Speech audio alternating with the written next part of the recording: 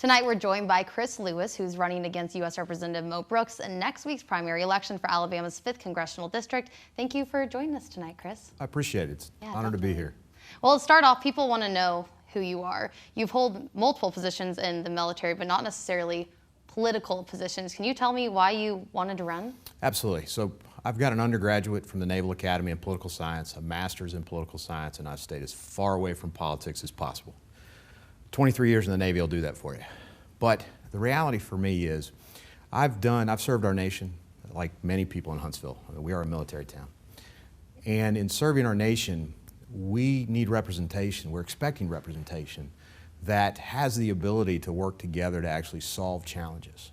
And what I've seen, and I made this realization about a year ago, what I've seen is that we have representation that, for all good intents and purposes, has failed to solve the issues, right? They get the little things done, but we still have border issues, immigration issues, mental health issues.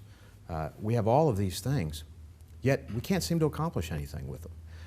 That's not the representation I'm looking for. I'm looking for positive representation that takes our morals and values, goes to D.C., and works to show what we bring in a positive light. And realizes there's 435 people in the U.S. House of Representatives, and guess what? You have to sit down and work with them. I don't just want to hear excuses about I can't work with the other side. Well, veterans have. There's 78 veterans in the U.S. House of Representatives, and a good majority have established veterans caucuses. They're working across the party lines right now to solve our issues. Why? Because we've done that all of our lives, right? When we are in the military, we serve the nation. We do what the nation's bidding. Whether we like each other, we don't like each other, whether we have the same beliefs or not, at the end of the day, we're going to do what's best for our nation together. And that's what I was fed up with. Yeah. Why I'm involved. Definitely. And you listed some of the issues on the national level here in North Alabama. You're from Florence. You've seen our area grow. What do you think are some of the challenges facing North Alabama right now, and what could you do about that in Washington? Well, one of the amazing things we have is the growth right now in North Alabama. I mean, it's spreading quickly. It really is. But with that comes the infrastructure challenge. It becomes expanding I-565. It comes potentially support to put a bridge across, a secondary bridge across. But it also comes, we've got mental health challenges, right? Our prisons, 40% of our prisons right now need mental health support, not prison time. You see our own House legislature right now, our own state legislature right now are dealing with two main issues, prisons and mental health reform. And I applaud them for those. The mental health reform we have to address. It impacts everything from the womb to the grave. We've got some great things going on right here in Huntsville. We've got the crisis intervention team from the Huntsville Police Department and the North Alabama Mental Health Coalition. That's a group of people from Madison County, Huntsville, and they're expanding that out, that are focused on the core root cause of a lot of our problems in our nation. And we need to continue that expansion. And where the federal government can be involved in that, they should be involved. Yeah. And so mental health is definitely one of your issues you've talked about, and it's on your website as well. What are some of your other priorities if you are elected?